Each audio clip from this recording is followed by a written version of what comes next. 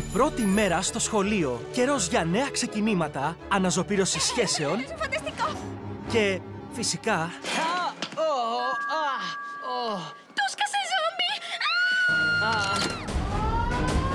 ζόμπι! Ζόμπι.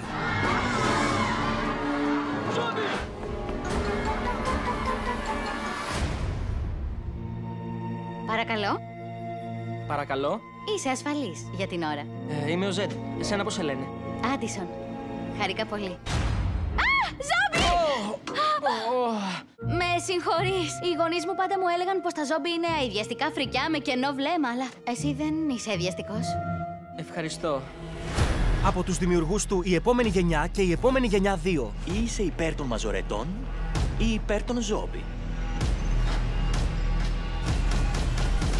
Οι άνθρωποι δεν συμπαθούν τα ζόμπι. Ναι, επειδή δεν έχουν γνωρίσει εμένα ακόμα. Η παρέα με τα ζόμπι μπορεί να αποβεί Τα μοιραία. φρικιά δεν έχουν καμία σχέση με εμάς.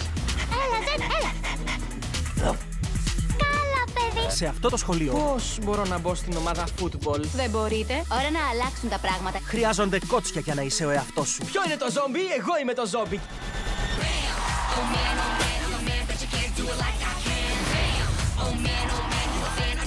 Αν νίκησω στον αγώνα, αυτό είναι καλό και για τα ζόμπι. Αυτό δεν χρειαζόμαστε.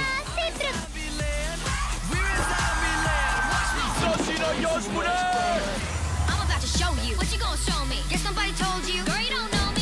Δεν είμαι τέρας. Είμαι ένα ζόμπι. Τα Ζόμπι. Μια νέα πρωτότυπη ταινία του Disney Channel. Πρεμιέρα Σάββατο 12 Μαΐου.